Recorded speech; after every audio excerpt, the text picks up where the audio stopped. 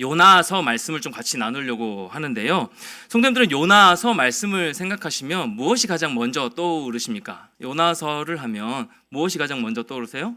아마도 큰 물고기일 겁니다. 대부분 다 고개를 끄덕이시는데, 하나님의 명령에 불순종한 요나가 큰 물고기 뱃속에 들어가 3일 동안 있다가 다시금 나왔다는 이야기, 그것으로 대부분 이해하고 계실 겁니다. 그래서 요나서 말씀, 이 요나서 스토리는 크게 생소하지도 않고요. 그렇다고 관심을 갖고 묵상하고자 하는 그런 마음도 별로 생기지 않는 그런 말씀이었을 것이라는 생각도 듭니다.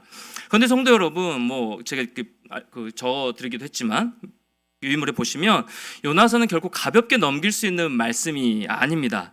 요나서에는요, 깊은 영적 진리가 담겨져 있고요, 하나님의 깊은 고민이 담겨져 있습니다. 또한 이 요나서 말씀 안에는 예수 그리스도의 복음이 담겨져 있고요, 또한 하나님께 불순종하고 거역하는 인간의 본성을 다루는 하나님의 열심도 담겨져 있는 말씀이 이 요나서 말씀입니다. 이 고난 가운데 부르짖는 한 인간의 고통의 현장도, 이 모든 것이 이 짧은 4장의 요나서 말씀 안에 다 들어있는 것이죠.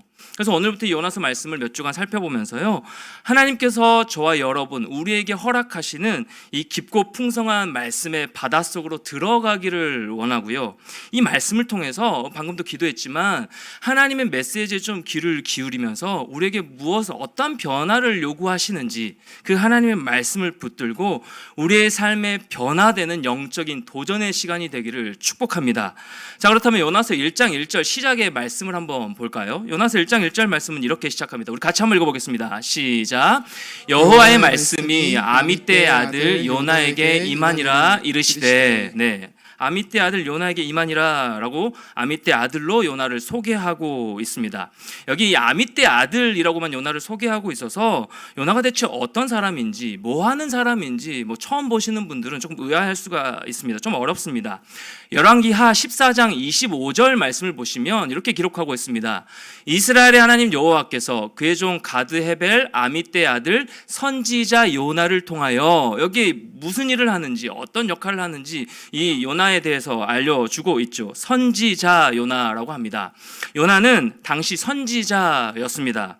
선지자의 역할이 무엇입니까? 하나님의 말씀을 대언하는 역할이죠. 하나님의 말씀을 대신 이스라엘 백성들에게 전하는 역할을 하는 자가 바로 선지자였습니다. 그래서 요나에게도요, 다른 선지자들과 마찬가지로 말씀을 전하는, 하나님의 말씀을 대신 전하는 그 사명이 주어졌습니다. 그런데 하나님께서 다른 선지자들과는 조금 다른 명령을 하세요. 요나에게 1장 2절 말씀 보겠습니다. 같이요, 시작. 너는 일어나 저 큰 성읍 니느웨로 가서 그것을 향하여 외치라. 그 악독이 내 앞에 상달되었음이니라 하시니라. 이 말씀해 보시면 너는 일어나 저 큰 성읍 니느웨로 가서 어디로 가라고 말씀하십니까? 큰 성읍 니느웨로 가서 외치라라고 명령하십니다.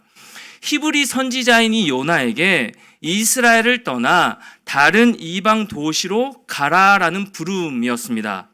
여러분, 당시 니느웨가 어떤 곳이었냐면 이 아수르 제국의 수도였는데요, 정말 큰 도시였습니다.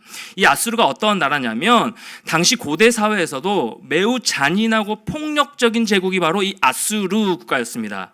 그래서 이 주변 국가들이 아수르 제국을 향해서 무엇이라고 부르냐면 테러 국가다라고 불렀습니다. 테러 국가라고 명칭을 했습니다. 그래서 이 아수르 제국은 예후 왕 통치 기간에 이스라엘에 대하여 막대한 조공을 부과하기 시작했고요, 요나의 생애 내내 이 유대인들의 왕국을 위협했던 곳이 바로 이 아수르 제국입니다. 결국 아수르는 BC 722년에 이 북왕국 이스라엘과 이 사마리아를 침공하여 파괴시켜 버립니다, 결과적으로. 그런데 하나님이 지금 요나를 향하여서 어디로 가라고 명령하시는 거예요? 그 아수르로 들어가서 너는 내 말을 전해라 라고 명령하고 계시는 겁니다. 요나는 하나님의 명령에 따라 내 나라를 무너뜨려 버린, 우리의 모든 것을 다 빼앗아 가버린 그곳에 가서 말씀을 전해야 하는 상황인 겁니다. 자, 요나가 이 하나님의 부르심에 어떻게 반응을 하나요? 1장 3절 말씀이요. 같이 한번 읽겠습니다. 그러나 요나가 여호와의 얼굴을 피하려고 일어나 다시스로 도망하려 하여 욥바로 내려갔더니 마침 다시스로 가는 배를 만난지라. 여호와의 얼굴을 피하여 그들과 함께 다시스로 가려고 뱃삭을 주고 배에 올랐더라. 요나는 어떻습니까? 이 상황을 받아들이지 않습니다. 그리고 여호와의 얼굴을 피해서 달아나죠. 어디로요? 니느웨 반대쪽인 다시스로요. 다시스로 가려는데 때마침 기가 막힌 타이밍에 다시스로 가는 배까지 만납니다. 도망가는데 우연인 듯 하나님의 인도하심인 듯 그래도 뭔가 잘 풀리는 느낌이에요. 자, 그렇다면 오늘 이 말씀을 통하여서 1절부터 3절까지의 말씀을 통하여서 두 가지 질문을 한번 던져보면서 우리 삶에 한번 적용해 보도록 이 말씀에 한번 적용해 보도록 하겠습니다. 첫 번째 질문이요. 첫 번째 질문이 무엇이냐면 요나는 그렇다면 왜 하나님을 피하여 도망갔을까요? 왜 하나님을 피하여 도망가는 선택을 한 것일까요? 요나에게 이전 선지자들과는 조금 다른 명령을 하셨다라고 말씀드렸죠. 지금까지의 선지자들은요, 하나님의 백성, 즉 이스라엘 민족에게만 보냄을 받았습니다.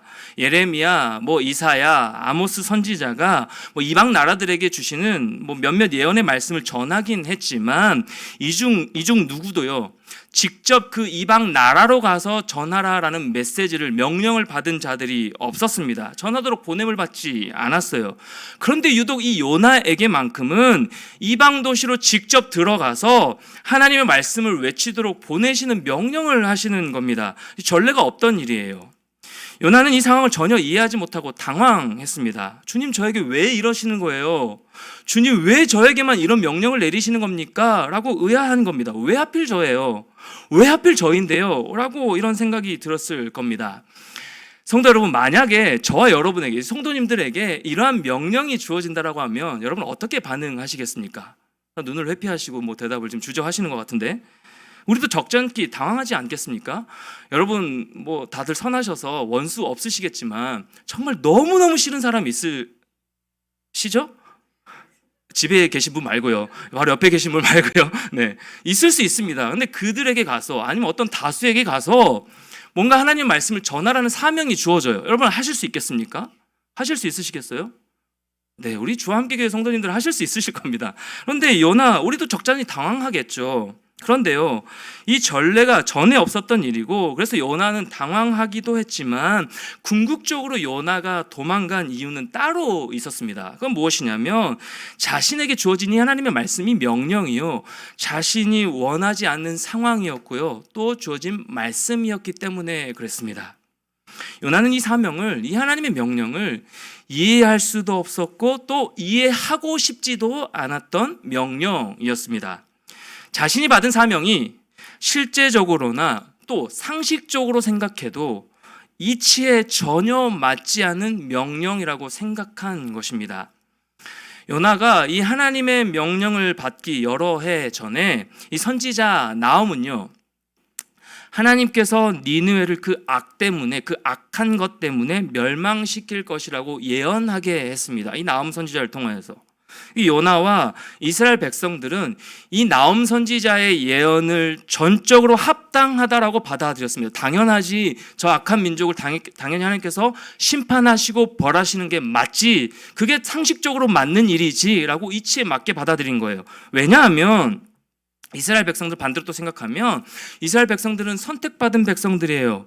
하나님이 택하시고 사랑하시는 백성들이고 하나님은 그들을 통해서 세상에서 그분의 뜻을 이루고 계심을 믿었기 때문에, 그에 반해 아수르는 당대 기준으로 보더라도 유달리 폭력적인 제국이었습니다. 억압적인 국가였어요. 그래서 하나님은 그 나라를 당연히 멸망시키는 게 맞다라고 생각했던 것입니다. 요나는요, 상당히 애국적인 자였습니다. 상당히 애국적인 사람이었어요. 당파적인 민족주의자였던 요나였습니다.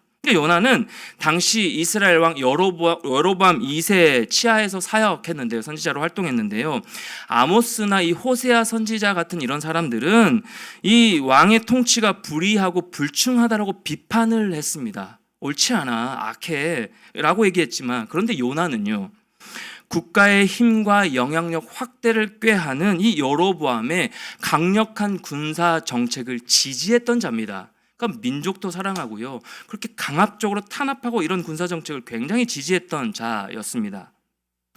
이처럼 당파적인 민족주의자였던 요나에게 이스라엘 백성들이 가장 혐오했던 나라, 가장 자신들을 괴롭히고 가장 힘들게 했고 증오했던 국가, 이 아수르로 보내어 하나님의 말씀을 전하게 하신 것이 도무지 이해할 수도 이해하고 싶지도 않았던 명령이었던 것이죠. 아니, 하나님께서 어떻게 이 조국의 이익을 배반하는 일을 나에게 요구하실 수 있는 일인가? 하나님 진짜, 하나님 신실하시고 정의로우신 분 맞나? 어떻게 저런 불의한 국가를 향하여서 우리를 이렇게 힘들게 했는데, 우린 선택받은 백성들인데 우리를 이렇게 괴롭힌 이들을 저들을 향하여서 하나님의 말씀을 증가라고 보내신단 말인가? 도저히 이해할 수가 없어. 만약 요나가요, 하나님께 받은 이 사명대로 가서 하나님의 말씀을 전하면요, 하나님이 이스라엘에게 주신 약속이 어그러지는 것이고요, 나음 선지자는 거짓 선지자가 되는 것이라 생각이 들었던 것입니다. 그렇게 자신에게 주어진 이 임무가 절대 정당화될 수 없다라고 판단했던 것이에요. 하나님의 명령을, 이 하나님의 자신에게 주어진 말씀을 정당화할 어떤 근거도 찾을 수가 없었고요, 하나님의 선하심, 지혜로우심, 정의까지도 의심이 든 명령이었던 것이죠. 그래서 이 모든 상황을 돌아보니 모든 상황 가운데 자신에게 전혀 원치 않았던 말씀이 임했기에 이 요나는요, 불순종의 선택을 한 것입니다. 자, 이렇게 이해되지 않는 하나님의 명령을 거부하고 하나님을 피하여 도망간 이 요나, 그가 하나님을 피하여 도망간 곳이 어디였습니까? 다시스였습니다. 그렇다면 여기서 두 번째 질문이요, 두 번째 질문 같이 한번 읽어볼까요? 시작. 요나는 왜 하필 다시스로 도망갔을까? 요나는 왜 하필 다시스로 도망갔을까요? 다시스는 니느웨와는 정반대 방향인데요, 그 바다 끝에 있는 스페인 항구가 바로 이 다시스입니다.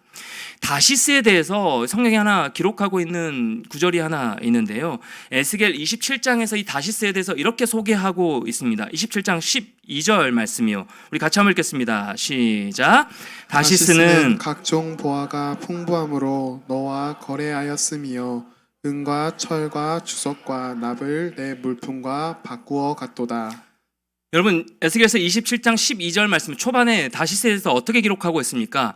각종 보화가 풍부한 지역, 그러니까 세상적으로 아주 매력 있었던 도시가 바로 이 다시스였습니다. 이렇듯 이 요나의 탈주극을 중심에 한번 들여다 살펴보면요, 일련의 행동들은요, 한순간에 일어난 일이 아니었습니다.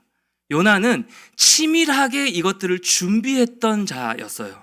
그러니까 이미 오래전부터 이 다시스에 대한 정보를 가지고 있었고요, 그래서 갑자기 생각해낸 장소가 아니라 평소에 동경하던 곳이었습니다. 나도 저기서 살고 싶다, 나도 저걸 갖고 싶다, 나도 좀 저렇게 풍요롭게 살고 싶다, 누리고 싶다 라고 동경했던 지역이 바로 이 다시스였습니다. 여러분, 선지자였습니다. 하나님의 말씀을 대언하는 자였어요. 선지자이긴 했지만 세상의 안락에 익숙해지다 보니, 세상의 평안에 익숙해지다 보니 니느웨보다는, 하나님의 명령보다는 다시스를 더 동경하는 사람으로, 또 사명지보다는 화려한 도시를 더 사모하는 인생으로 변질되고 있었던 것입니다. 성도 여러분, 신앙에서요, 변질이 정말 무서운 거예요. 하나님을 향한 올곧은 마음이 변해버리고 하나님 사랑하고 세상도 사랑하는 그 변질이요, 너무너무 무서운 겁니다. 하나님 가장 싫어하시는 부분이에요. 나만 바라봐, 나만 사랑해 라고 말씀하시는 분이시기 때문에. 그러니까 변질되고 있었던 거예요, 요나가. 그러던 어느 날 니느웨로 가라는 하나님의 명령 앞에서 마음속으로 사모하던 다시스가 갑자기 떠오르고 그리워진 것이죠. 이때다. 그래서 그의 도주는요, 한편에서는 원치 않은 사명으로부터의 도주이면서도 한편으로는 자신의 육체적인 욕구와 욕망과 소망을 채우기 위한 도주였습니다. 결국 자신 안에 있는 이 욕망이 하나님을 향한 마음보다 앞서 버린 것이죠. 자신 안에 있는 욕망이, 자신의 기준이 하나님을 향한 그 마음보다 더 앞선 것이고요. 자신이 어떤 존재인지 다 잊어버린 채 마음이 가는 대로 행동했던 것입니다. 사랑하는 성도 여러분, 저와 여러분에게도 우리 각자 꿈꾸는 다시스가 있지 않으십니까? 나에게도 우리 각자의 다시스는 어디인가 제가 이렇게 질문을 던졌는데요. 우리 각자 모두에게도 우리 개인적으로 다시스를 꿈꾸는 것이 있지 않습니까? 누구에게나 꿈꾸는 나만의 다시스가 있을 겁니다. 뭐 물질이 될 수도 있고요, 인정 욕구가 될 수도 있는 것이고요, 또 뭐 어떤 회복을 구하는 것일 수도 있고요, 자녀들의 건강과 안정과 뭐 풍요롭게 생활하는 그런 모습일 수도 있고요, 지금보다 조금 더 행복하고 조금 더 누리면서 조금 더 좀 여유롭게 살고 싶은 그런 마음이 여러분의 다시스, 저의 다시스일 수도 있을 겁니다. 나쁜 게 아니죠. 나쁜 게 아닙니다. 오히려 없는 게 더 이상한 거죠. 없는 게 더 속물이라는 얘기가 맞을 겁니다. 아주 당연하고 건강한 현상입니다.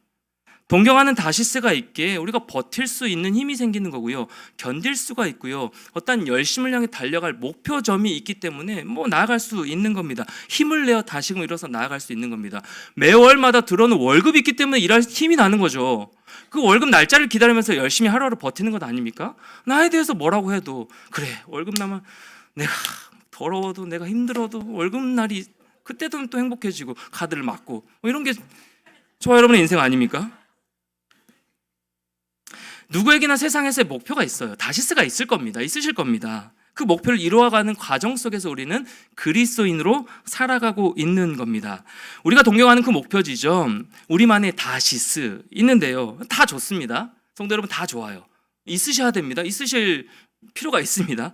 그런데 경계해야 될 것이 무엇이냐면 그것이 삶의 목적이 되면 안 되는 것이죠. 그게 삶의 중심이 되면 안 되는 것이죠. 그런 욕심, 열심, 그것이 우리의 힘을 나게 하고 더 열심히 주님을 섬기게 하는 도구가 되면 참 좋겠지만, 그것이 하나님을 향한 마음보다 더 앞서는 것, 그래서 변질되어 버리는 것, 이게 문제가 되는 것이죠. 이게 목적이 되어 버려서 이 다시스가 우리의 최종 목표가 되어 버려서 하나님보다 우리의 마음이 더 앞서 버려요. 그것에 물질이 하나님을 사랑하는 것보다 더 앞서 버려요. 하나님 없이는 괜찮은 것 같은데, 하나님 하루 좀 기도 안 하고 하나님 안 계신 것처럼 살아도 괜찮은 것 같은데, 물질이 조금 없고 내 안에 조금 결핍의 문제가 생기면 불안해서 살아갈 수 없는, 잠을 못 이루는 이 시대의 사람들, 이 세상의 사람들의 모습, 이 다시스가 우리의 최종 목표가 되고, 이것을 이루기 위해 수단 방법 가리지 않고 올인하며 달려가는 것, 성도 여러분, 그것이 하나님 앞에 문제가 되는 것입니다. 우리의 달려갈 길 최종 목표는 이 땅이 전부가 아니라 하나님 나라이기에, 하나님 백성답게 거룩하게 살아내는 것이기에, 그 목표가 원동력이 되어서 더 하나님을 붙드는 힘이 되면 참 좋겠는데, 그게 주객 전도가 되어서 하나님을 향한 마음보다 더 앞서는 것, 그것이 문제다라는 겁니다. 성도 여러분, 요나가 잘못한 부분이 바로 이것이에요.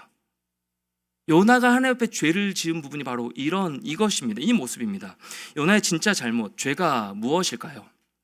하나님의 명령을 거부한 것, 또 하나님 말씀에 불순종한 행동, 네, 물론 이것도 잘못입니다. 하나님 앞에 큰 잘못입니다. 하지만 요나의 진짜 잘못은요, 내면 깊숙이 숨겨진 자신만의 신입니다. 나만의 신. 앞으로 이것들을요, 나만의 신을요, 앞으로 이 구절 살펴보면서 매주마다 구체적으로 계속해서 살펴볼 거예요. 요나가 잘못한 것은 이 자신 안에 있는 자신의 신을 의지한 것입니다. 요나는요, 자신이 하나님의 자비하심에 의지하여 사는 존재임을 깨닫지 못한 거예요. 깨닫지 못한 겁니다. 자신의 기준과 자아로 어떻게 악한 사람들에게 자비를 베푸실 수 있는지 이해하지 못했고, 자신은 자비를 받고 살고 있으면서도 불구하고, 자신은 그 은혜를 누리며 살고 있음에도 불구하고 어떻게 저 악한 자에게까지 하나님께서 자비를 베푸실 수 있단 말인가, 의아하고 이해하지 못한 것이고요. 그래서 하나님의 생각보다 자신의 판단, 자신의 기준, 자신의 자아가 더 앞서서 자신의 생각과 판단대로 나아갔던 모습이에요. 하나님 주신 사명보다, 종으로서의 역할보다, 선지자로서의 그 사명보다 자신만의 다시스를 향해 가는 것을 더 중요하게 생각한 것, 변질되어 버린 그 마음, 그것이 요나가 저지른 큰 죄악이었습니다. 여러분 생각해 보십시오. 요나 같은 사람이 세상에 어디 있어요? 민족을 사랑합니다. 요즘으로 말하면 교회를 너무너무 사랑해요. 우리 주함교회를 너무 사랑합니다. 공동체를 정말 소중하게 생각하는 자입니다. 도덕적 잣대를 들이자면 요나 같은 사람 흠잡을 데가 문제가 없습니다. 하지만 그렇게 포장된 요나의 마음 깊은 곳에는 자기 뜻과 다르면 굴복할 줄 모르는 견고한 자아가 자리 잡고 있었던 거예요. 자기 뜻과 하나님 뜻이 다르면 굴복할 줄 모르는 견고한 자아. 이 자신만의 신이 확고하게 자리 잡고 있었던 것입니다. 주 안에 사랑하는 우리 주함교회 성도 여러분, 하나님께서 가장 중대하게 여기시는 죄가 무엇일까요? 모든 하나님 기뻐하지 않는 모습으로 살아가는 모든 것들이 마음속으로 품는 것까지 모든 것이 다 죄의 정의로 속해 있지만 하나님께서 가장 크게 생각하시는 죄가 무엇일까요? 우린 때때로요 거짓말 안 하고 도덕적으로 바르게 잘 살고 게으르지 않고 시간 약속 잘 지키고 남에게 피해 주지 않으면 또 사회적 규칙을 잘 지키면 된다라고 생각합니다. 매일 말씀도 묵상합니다. 매일 쉬지 않고 기도합니다. 주일 성수 잘합니다.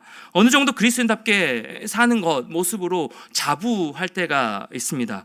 그런데 그 중심에 들여다보면 여전히 자기 생각이에요. 여전히 내 중심적으로 살아가는 겁니다. 내 자아로 말씀이 들려짐에도 안 들려지는 것이죠. 말씀이 들어오면도 그게 들려오면 말씀이 우리 안에 들려오면 절대로 우리 기준대로 그대로 살아갈 수 없는 것이죠. 말씀이 우리 안에 역사하시기 때문에. 그런데 말씀이 들어오고 열심히 신앙생활을 함에도 불구하고 여전히 자기 기준과 내 고집과 내 뜻과 내 성향과 내 기질대로 내 생각대로 살아가려고 하는 자들이 정말 많다라는 것이죠. 저도 마찬가지입니다. 부끄럽지만 저도 마찬가지예요. 사랑하는 성도 여러분, 꼭 기억해야 될 한 가지 사실이 있습니다. 하나님은 하나님의 말씀에 맞서서 자신의 확신을 계속해서 고집하고 끝까지 자신의 고집을 뜻을 꺾지 않은 태도를 가장 싫어하십니다. 변질되어 버리는 마음. 하나님 말씀이 전혀 와닿지 않고 말씀으로 변화되지 않는 모습. 여전히 내가 주인 되어 살아가는 모습을요. 자기 상황이 말씀에 따를 상황이 아니에요. 목사님, 하나님, 제 상황 좀 보십시오. 제가 지금 말씀의 사명을 따라 순종할 때입니까? 저는 지금 회복이 필요해요. 저는 지금 위로가 필요해요. 이 오해를 풀어야 돼요. 이런 마음들 제가 풀어야 돼요. 라고 하면서 상황을 바라볼 때가 정말 많이 있습니다. 그래서 상황이 내 자신의 지금 마음의 모습이 말씀을 따를 상황이 아니면 그냥 흘려듣습니다. 오늘은 별로 나에게 와닿지가 않네. 위로가 안 되네. 그래서 어떤 사명이 말씀을 통해서 주어질 때 자기 기준을 세워놓고 듣지 않습니다. 흘려듣습니다. 온갖 핑계를 대는 사람이 있습니다. 누가 기준입니까? 말씀이 기준입니까? 자기 자신이 기준입니까? 내가 기준이 되는 겁니다. 내가 기준인 겁니다. 내 성격에, 내 마음에, 내 뜻이 기준이 되는 겁니다. 그래서 조금만 이해되지 않은 상황을 마주하면요, 하나님의 뜻을 이해하기 어렵다라고 얘기하고요. 그래서 불평과 불만을 쏟아내는 모습, 이것이 하나님 보시기에 큰 죄의 모습이다라는 것입니다. 성도 여러분, 요나는요 하나님의 말씀으로 부르심 받은, 그래서 그 말씀을 전해야 하는 선지자, 종이었습니다. 말씀의 종이었습니다. 그런데 하나님의 말씀을 전하면서 존경받았나 봐요. 자신을 좀 우러러 봤나 봅니다. 사람들에게 존경받다 보니 자신의 신분을 잊어버린 겁니다. 우린 종종 우리의 신분을 잊어버리고 살아갈 때가 너무너무 많이 있습니다. 여러분, 은혜 없이는 살아갈 수 없는 자들이잖아요. 우리는 종으로 부르심 받은 자들이잖아요. 방금 찬양했듯이 우린 나그네로 이 땅에 잠시 불러준 인생들입니다. 그런데 내 고집대로 내가 주인 되어 살아가려고 하는 모습, 사랑받다 보니요 요나도요 자기 자신이 주인인 줄 착각해버린 겁니다. 변질되어 버린 거예요. 이 요나의 모습, 딱 저와 여러분의 모습 아닙니까? 다른 사람들을 생각하기 전에, 다른 사람들을 살펴보기 전에, 다른 어떤 사람들을 비판하기 전에, 하나님을 원망하기 전에 요나, 딱 나의 모습 아닌가요? 우리 중 나는 요나와 다르다라고 자신 있게 말할 사람이 누가 있겠습니까? 우리는 우리 본성대로 살도록 내버려두면 절대로 변하지 않을 자들입니다. 절대로 변하지 않을 자들이에요. 여전히 내 기준으로 말씀을 이해하고 평생 내가 주인 되어 살아갈 것입니다. 이거 하나님께서 원치 않는 모습이에요. 이거 하나님께서 원치 않는 모습입니다. 말씀을 통해서 깨뜨리고 변화돼야 되겠죠. 그래서 이 요나서 말씀을 여러분 살펴보시면서요, 말씀이 여러분에게 들려지는 그 은혜가 임하여져서 말씀으로 저와 여러분의 삶이 깨뜨려지고 다듬어지고 성숙되어져 가는 그런 시간이 되기를 축복합니다. 자, 이 말씀을 통해서 깨뜨리고 변화되어야 하는데요, 그렇다면 우리 내면에 있는 이 요나와 같은 모습을 던져버리고 하나님이 원하시는 모습으로 살아가기 위해서 오늘 본문 말씀을 통하여서 우리가 깨닫고 적용할 수 있는 부분을 두 가지로 좀 적용해서 정리해 보려고 합니다. 첫 번째, 그러나의 의미를 바꾸라라는 것입니다. 그러나의 의미를 바꾸어야 한다. 어떤 거요? 불순종의 그러나에서 순종의 그러나로 바뀌어져야 된다라는 것이에요. 하나님은 요나에게 명령하시죠. 1장 3절 말씀 우리 같이 한번 읽겠습니다. 시작. 그러나 요나가 여호와의 얼굴을 피하려고 일어나 다시스로 도망하려 하여 요바로 내려갔더니 마침 다시스로 가는 배를 만난지라. 여호와의 얼굴을 피하여 그들과 함께 다시스로 가려고 뱃삭을 주고 배에 올랐더라. 그에 앞서 2절에는요, 너는 일어나 저 큰 성읍 니느웨로 가서 그것을 향하여 외치라. 그 악독이 내 앞에 상달되었음이니라 하시니라. 일어나 니느웨로 가서 외치라. 이렇게 명령하셨습니다. 심플하죠? 그런데 요나는 3절 시작에 어떻게 합니까? 그러나죠. 불순종의 그러나입니다. 하나님의 명령과 뜻은 잘 알겠지만 그러나 저는 갈 수 없습니다. 왜요? 제 뜻과 상황이 전혀 맞지 않는 명령이기 때문에 그렇습니다.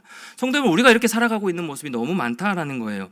하나님께서 말씀을 통해서 깨닫게 하십니다. 또 말씀을 통해서 주십니다. 변화되기를 원하신다는 말씀을 주시고요, 성숙하고 성장하기를 원하십니다. 그런데 우리의 대답은 어떻습니까? 네, 주님 말씀 너무 잘 들었습니다. 오늘 목사님을 통해서 주신 말씀 너무 잘 들었습니다. 그러나 저는 아직 그렇게 할 수가 없습니다. 제 상황은 아직 그렇게 순종할 상황이 아닙니다. 제 안에 제 생각과 제 중심과 좋은 것들이 이미 너무 많이 자리 잡아 버렸습니다. 이 좋은 것들을 버려두고 왜 제가 그렇게 순종으로 어려운 길을 가야 합니까? 그렇게 고백하지 않으시겠지만 그런 마음이 너무 많이 든다라는 것이죠. 열심히 신앙생활하면서 말씀 듣고 은혜를 받아요. 그리고 이것저것 훈련도 받습니다. 신앙 강좌도 듣습니다. 그래서 말씀대로 살겠다라고 결단해요. 그런데 또 돌아서면 잊어버리는 것이죠.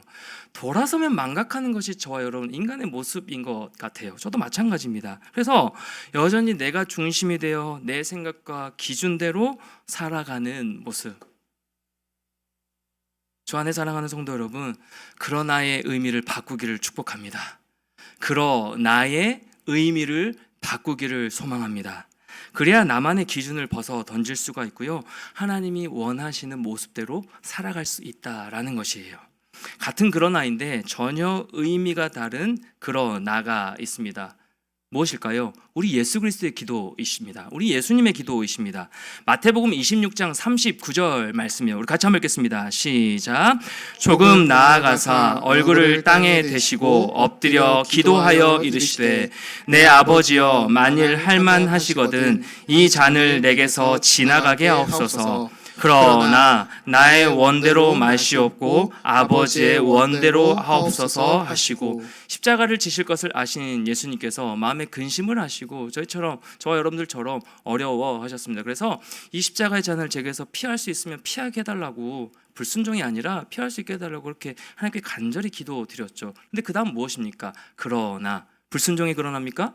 불순종이 그러나이신가요? 그러나 나의 뜻대로 하지 마시고 아버지의 뜻대로 제가 순종하겠습니다 라는 같은 그러나인데 전혀 다른 의미의 그러나죠.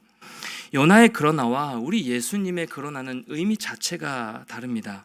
하나님이 제 생각은 이러이러합니다. 똑같이 그렇게 고백하셨습니다. 그러나 하나님의 말씀하신 대로 따르겠습니다.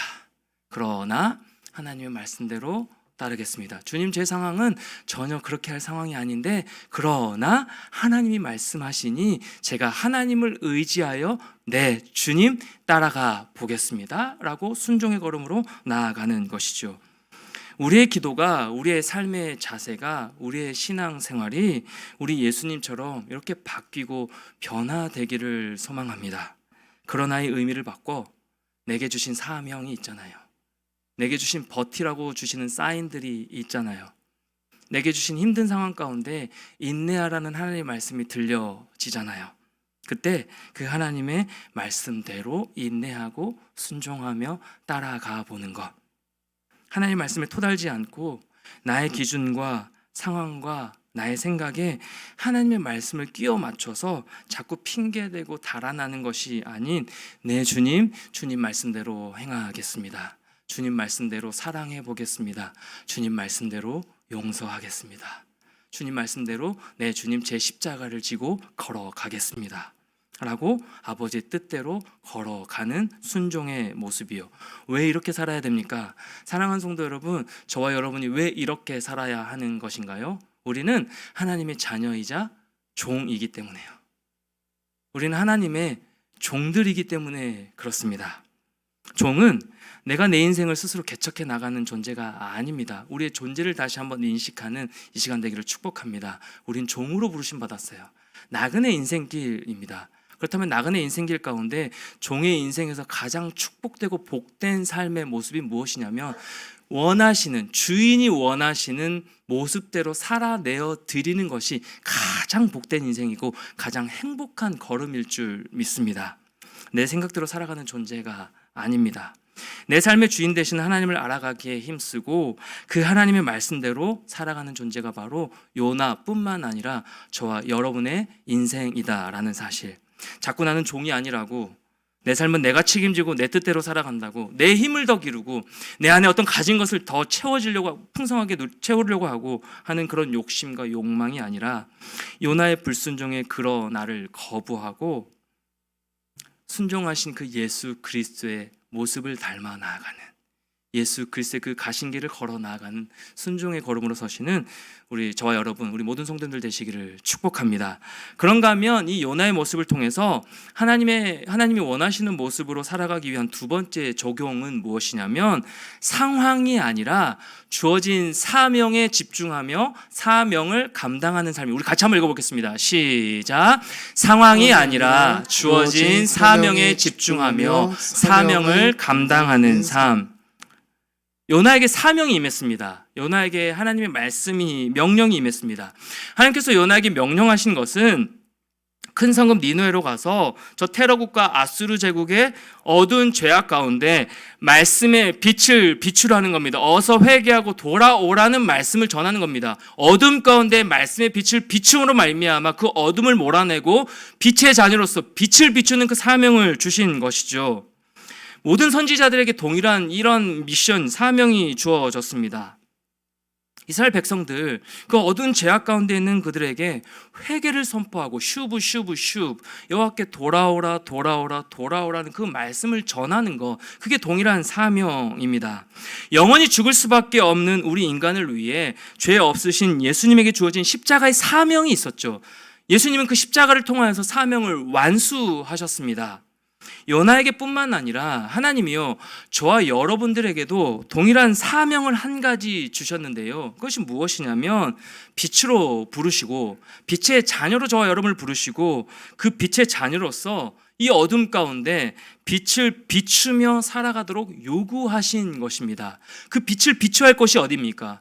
빛을 비춰야 될 여러분의 사명지가 어디입니까? 그곳이 가정일 수가 있는 거고요. 그곳이 직장일 수가 있는 것이고, 그것이 여러분의 관계 가운데 힘든 문제 가운데 있는 그 문제 앞에 놓여있는 그런 상황이 될 수가 있는 겁니다. 마태복음 5장 14절 말씀 우리 같이 한번 읽을까요? 시작.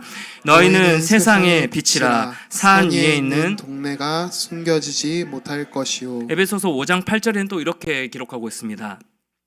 너희가 전에는 어둠이더니 이제는 주 안에서 빛이라. 빛의 자녀들처럼 행하라.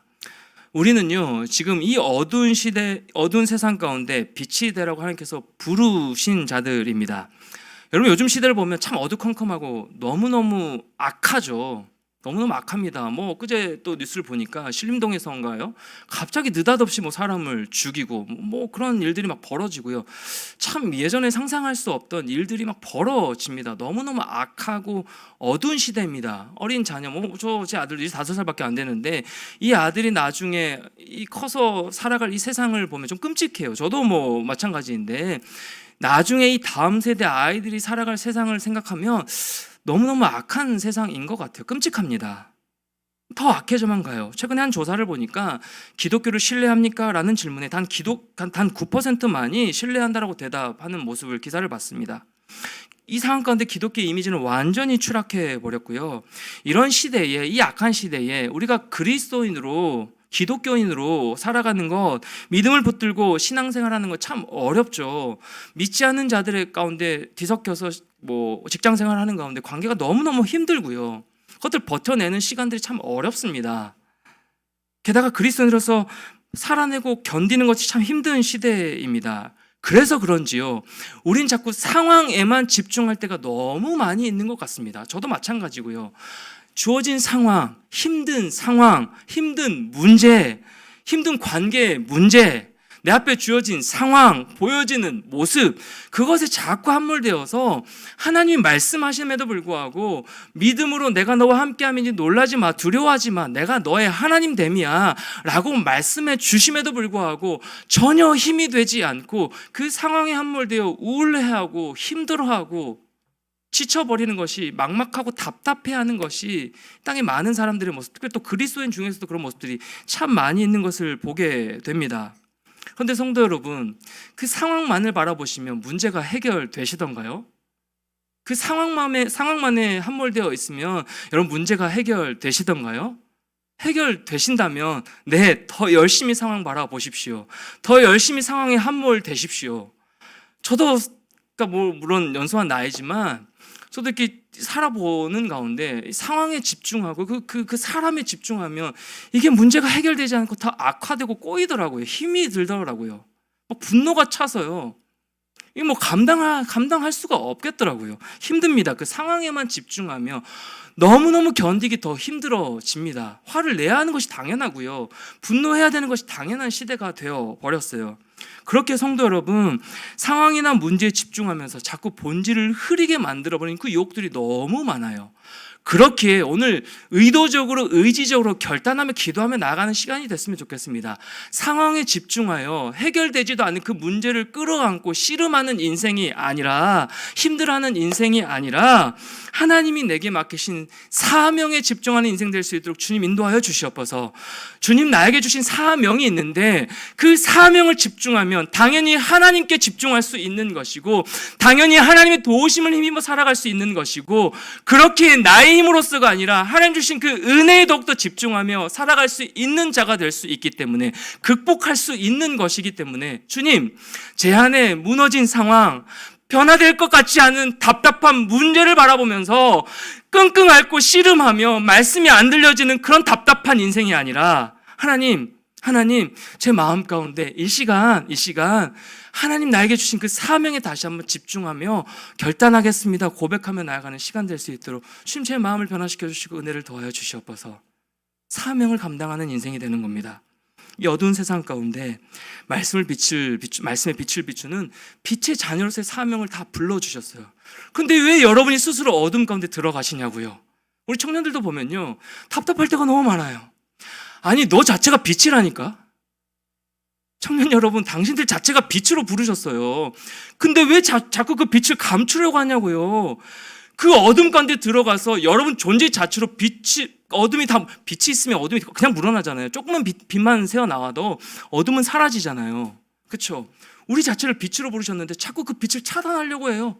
스스로 어둠 가운데 들어갑니다. 여러분, 이것처럼 참 바보 같은 모습이 어디 있어요? 사랑하는 성도 여러분, 저와 여러분을 빛의 자녀로 부르셨습니다. 우리 마음 가운데는 이미 말씀의 빛이 비춰져 있습니다. 누구를 통해서요? 예수 그리스도를 통해서요. 그렇다면 여러분 스스로를 어둠이라고 판단하지 않으셨으면 좋겠어요.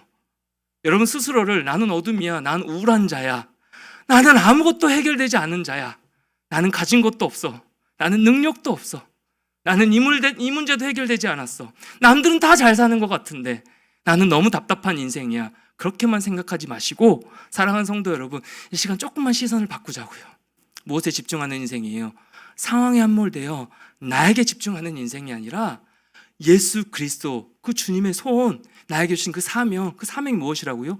빛의 자녀로 서는 것, 내 안에 있는 이미 임한 말씀의 빛, 그것에 집중함으로, 네 주님, 저는 가진 것이 없는 걸로 생각했는데 제게 말씀의 빛이 있다니요.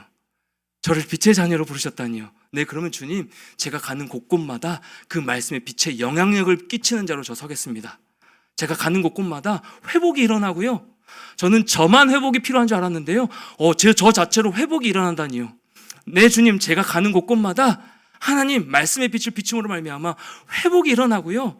막 반기는 사람이 되기를 원하고요. 그래서 제가 그 빛의 사명을 감당하는 자가 되기를 원합니다. 사랑하는 성도 여러분, 상황이 아니라 빛의 사명자로 주신 그 사명에 집중하는 자가 되는 겁니다. 그리고 내 안에 숨겨진 이 나만의 신이 내가 믿고 있는 하나님 말고 내가 내 스스로를 의지하고 있는 나만의 신이 여러분 안에 있는 말씀의 빛으로 완전히 제거되도록 오늘 이 시간 다시 한번 결단하며 기도하며 은혜를 구하며 나아가는 모든 성도님들과 은혜의 시간 되기를 축복합니다. 오로지 화려한 다시스를 향해 나아가기 위한 그 목표를 가지고 다른 박질을 하는 헛헛한 인생이 아니라, 여러분 헛헛하지 않습니까? 헛헛하지 않으세요? 공허하지 않으십니까? 무엇을 붙들고 나아가고 계십니까?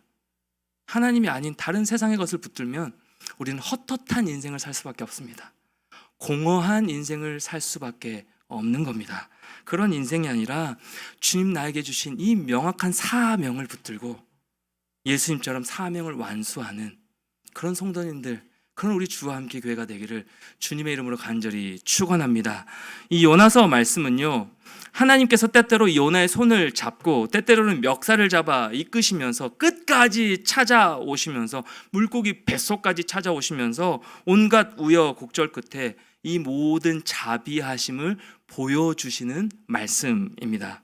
요나는 사명을 뒤로 한 채 하나님을 피해 달아납니다. 그러나 이 요나가 아무리 다양한 전략을 구사하고 머리를 쓰고 달아나려고 애를 써도 주님이 언제나 한 걸음 앞서 가십니다. 언제나 그 인생 가운데 끝까지 찾아오시는 겁니다. 사랑하는 성도 여러분, 이게 귀찮은 것이 아니라, 이게 부담스러운 것이 아니라 이런 인생이 진짜 복된 인생입니다. 이것이 진짜 은혜인 겁니다. 끝까지 찾아오시는 하나님을 붙들고 살아가는 인생, 멋진 인생입니다. 하나님 역시 다양한 전략을 구사하시면서, 우리 하나님 크신 분이시잖아요. 저와 여러분은 하나님의 사명을 피해 달아나지만, 끝까지 불순종하고 달아나지만 저와 여러분의 삶 가운데 하나님, 크신 하나님이 다양한 전략을 구사하시면서 끝까지 저와 여러분을 쫓아 자비를 베푸시고 은혜로 붙들고 나아가실 것입니다. 이 요나서 말씀을 통하여서 하나님께서 요나를 인도해 가시는 이 모습을 보면서 저와 여러분의 삶에도 변함없이 일하시는 신실하신 하나님의 은혜와 이 자비하심을 온전하게 누리게 되시기를 주님의 이름으로 간절히 축원합니다. 주님의 이름으로 간절히 축원합니다. 네, 우리 찬양하며 기도하며 나가겠습니다. 주님 말씀하시면 찬양하겠습니다. 주님 말씀하시면 내가 나아가리다.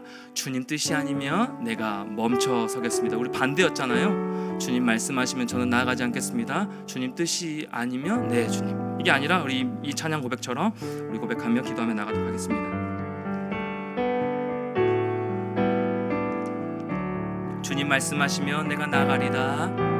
주님 말씀하시, 주님 뜻이 아니면 내가 나아가리. 주님 뜻이 아니면, 주님 뜻이 아니면 내가 멈춰서리. 나의 가고 서는 것, 나의 가고 서는 것 주님 뜻에 있으니, 주님 뜻에 있으니 오 주님 나를 이끄소서. 다시 한번 고백합니다. 주님 말씀하시면, 주님 말씀하시면 내가 나아가리다.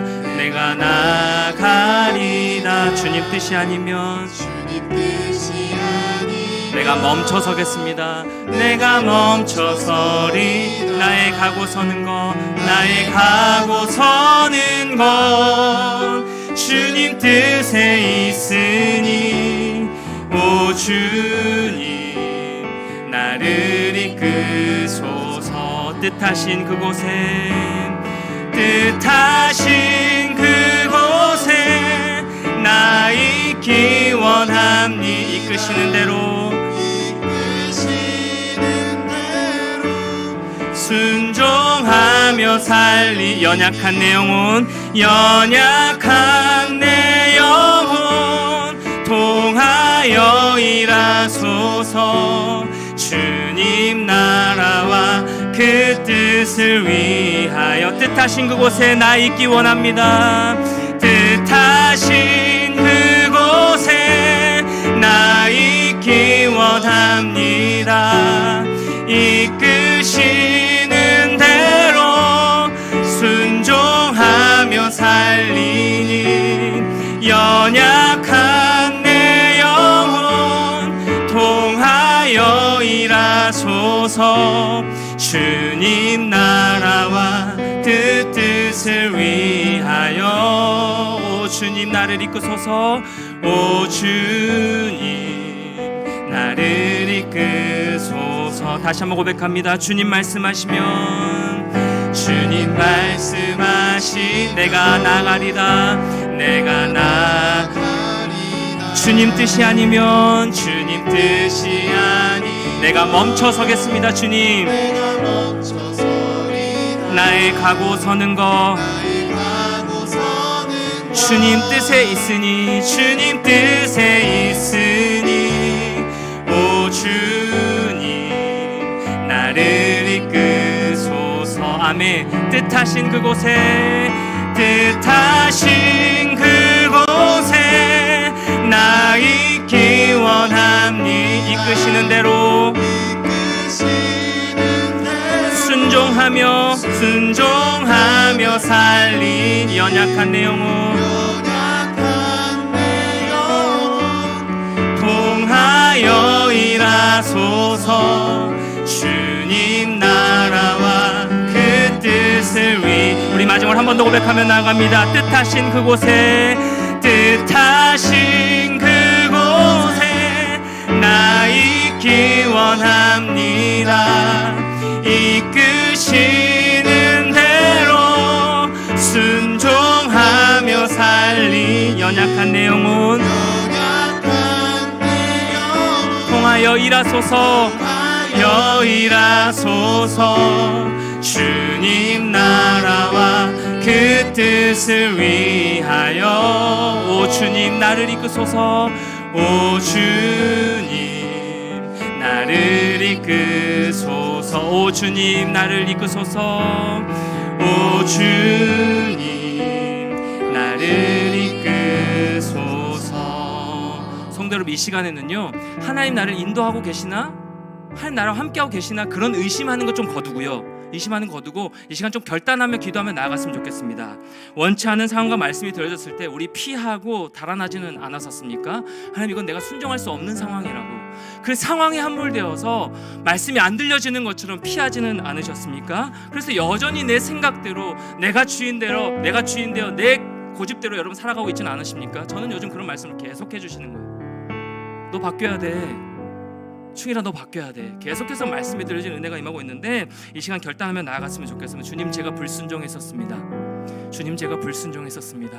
여전히 내 고집대로 여전히 내 기질대로 여전히 내 삶의 방식대로 내가 주인되어 마음이 변질되어 버린 채 그렇게 살아왔습니다. 이제는 다시 한번 결단하며 이 시간 하나님의 은혜를 구하며 나아가길 소망합니다. 내 마음 가운데 삶이 변화되고 성숙되는 반응으로 불순종의 그러나에서 주님 말씀하여 주시옵소서 제가 순종하며 하나님께 나아가겠다고 종답게 살아갈 수 있겠다고 종답게 살아갈 수 있도록 주님 인도해 달라고 주의 은혜를 구하면서 이 시간 다 같이 한번 결단하며 기도하며 나가도록 하겠습니다. 기도하겠습니다. 하나님 감사합니다. 우리의 모습 가운데 하나님 아버지 얼마나 하나님의 말씀에 불순종하며 하나님 말씀 따라 살아가지 아니하고 나의 고집대로 나의 기준 따라 살아가는 모습이 얼마나 많이 있었습니까? 사랑하는 하나님 아버지